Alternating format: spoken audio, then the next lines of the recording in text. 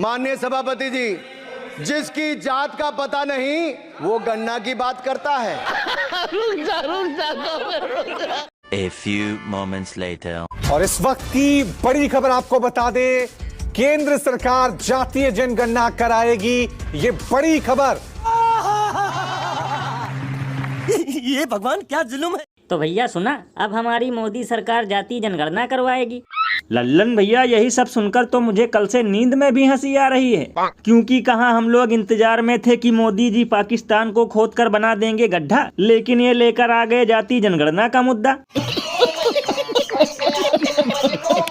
बताओ, इतनी जल्दी तो ससुराल में साली जूता भी गायब नहीं करती, जितनी जल्दी इन लोगों ने पहलगाम और पाकिस्तान का मुद्दा गायब कर दिया। लल्लन भैया, मुझे तो लगता है कि जुमला पार्टी के लिए ऑक्सीजन और पानी से ज्यादा जरूरी तो चुनाव है, क्योंकि जब विपक्षी जाति जनगणना का मुद्दा उठाते थे तब इन लोगों को मिर्ची के पौधे से भी ज्यादा मिर्ची लगती थी, और अब खुद जाति जनगणना करवाएंगे। भैया, इसीलिए तो लोग घनघोर बेइज्जती करते हुए ये कहते हैं कि ना देश बड़ा ना घाव, इनके लिए है सबसे बड़ा चुनाव। ये बड़ी अच्छी बात कही आप।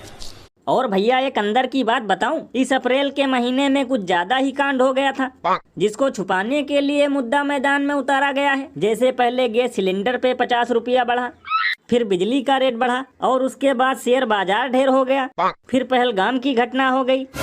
ये बिल्कुल सही कहा आपने। वैसे भैया देखना, जैसे ही होगा बिहार चुनाव खत्म, वैसे ही जाति जनगणना का मुद्दा भी हो जाएगा 15 लाख की तरह हजम।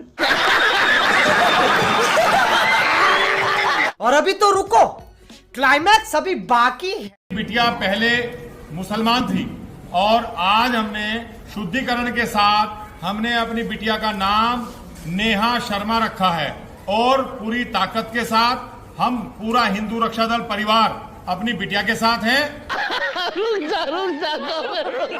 तो भैया देखा, ये यूपी के गाजियाबाद का नजारा है, जहाँ एक युवती ने इस्लाम छोड़कर सनातन धर्म अपनाया तो धर्म के ठेकेदारों ने उसे ब्राह्मण बना दिया। तब तो लल्लन भैया, इस स्कीम का लाभ इन्हें शूद्रों और अछूतों को भी देना चाहिए, ताकि उन्हें भी न पीना पड़े जातिवाद का घूंट, और सनातन भी हो जाए लोहे की तरह मजबूत। अरे बाप रे, ये तो धोती खोल रहा है। क्योंकि गजब विडम्बना है, यहाँ खुद के धर्म के लोगों को तो मंदिर में घुसने नहीं दिया जा रहा। घोड़ी पर बैठते ही उन्हें मारा पीटा जाता है, और बुलेट जैसी बाइक चलाने पर तो उनका हाथ ही काट दिया जाता है, जिसे रोकने के बजाय ये लोग मुस्लिमों को सनातनी हिंदू बनाकर कद्दू में तीर मार रहे हैं। भैया, इसीलिए तो इस पर महान कवि बाबा लपेटू दास ने कहा है कि खुद का धर्म हुआ पड़ा है रद्दी, और दूसरे धर्म के लोगों को बिठा रहे हैं सनातन की गद्दी। वैसे भैया, एक अंदर की बात बताऊं, ये धर्म परिवर्तन करने और कराने वाले ज्यादातर फेमस होने के लिए ड्रामा करते हैं, क्योंकि इन्हें पता है कि देशवासियों को भी सिर्फ इन्हीं सब चीजों में मजा आता है।